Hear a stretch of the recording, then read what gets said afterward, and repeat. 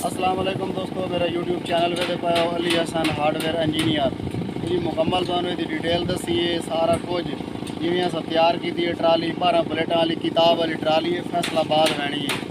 अज इनू रंग करेंदे पे अज साढ़े को जी एतवार का दिन तो उन्हें कल आना सवार इनू लैके उन्हें चले जाना तो ये जी अड्डा फतेहपुर से तैयार कर रहा है मिस्त्री अली हसन। रंग करेंदे खड़े हैं अज इंशाल्लाह ये रंग क्लीयर हो गई है मुकम्मल।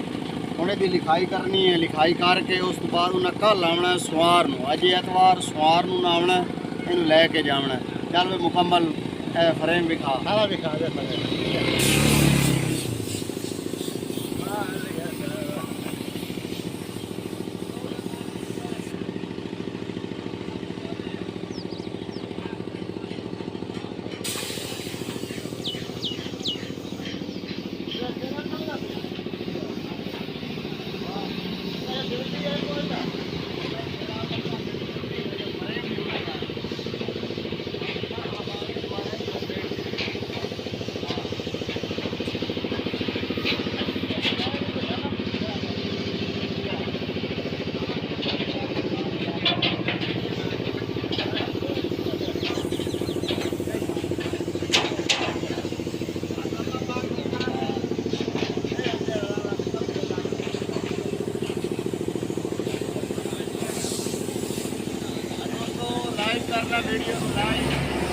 दोस्तों साढ़े कस्टमर आ गए इनू हम अस लैके कंडे ते वहींदे पाए इहदा वज़न कराई सीए।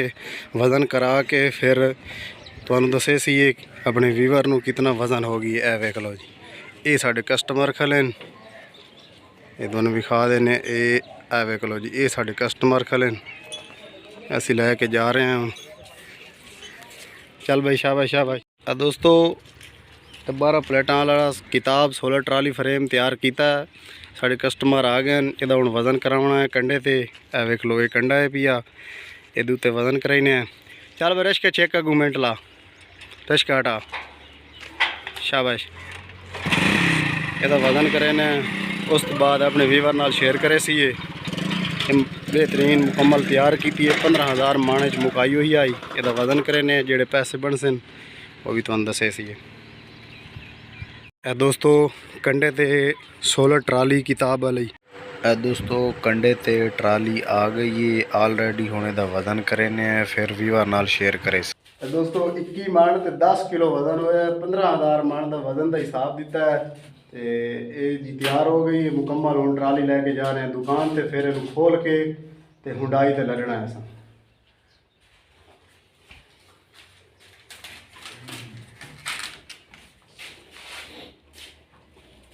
एक पर्ची सान दी हो 850 kg है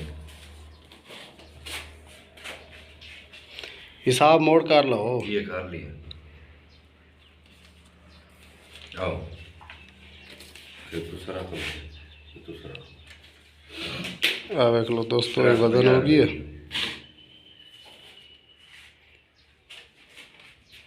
ओके हो गया जी मेहरबानी। दोस्तों कंडे का वज़न हो गया है वो तुहानू मुकम्मल अस डिटेल दसी है। 21 मन ते 10 किलो का वज़न होया 15,000 मन का रेट है 3,16,000 बनता कुछ रुपए। ये हम अस इनू लैके जा रहे हैं इनू मुकम्मल खोल छोड़ना है।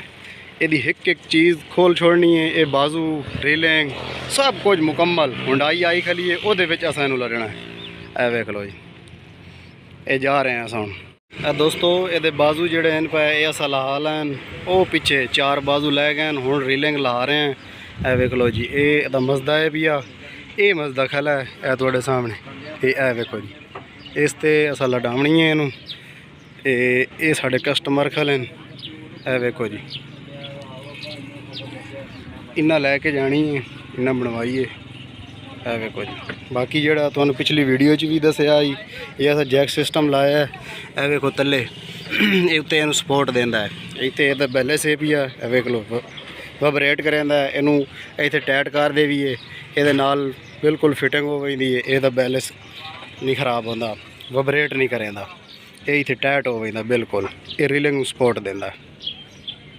दोस्तों मुकम्मल रीलिंग भी बाहर काढ़ ली है बाजू भी क्लीयर हो गए हैं पैप की पिन कटेंदे पे सेंटर वाला पैप ए वेख लो जी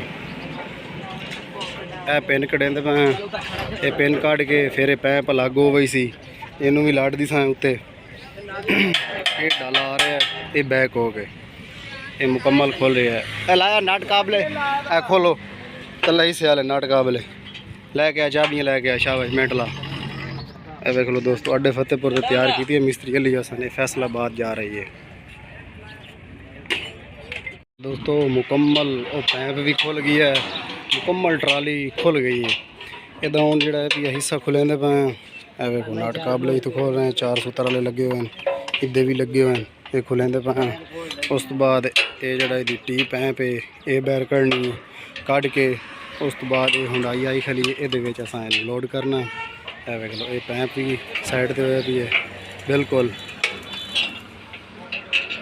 ए वेखो जी ये साढ़े कस्टमर हैं इनका ये लैके जा रहे हैं 16 ट्राली किताब 12 फुटों वाली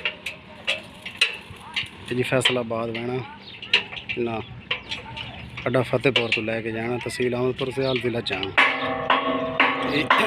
पीछे लिखे हुए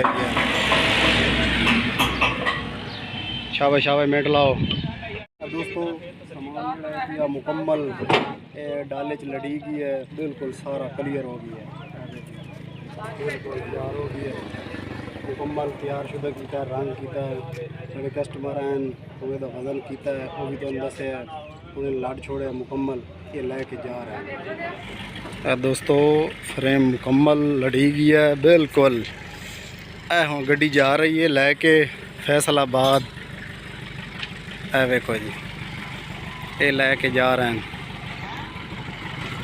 तो रवाना हो गए साढ़े को 5:30 का टाइम है साढ़े को रवाना हो गए हैं ए गड्डी जा रही है फैसलाबाद जानी है मिस्त्री अली हसन अड्डा फतेहपुर तहसील अहमदपुर सियाल ज़िला जंग नेक्स्ट वीडियो से मिलेंगे तब तक के लिए अल्लाह हाफ़िज़।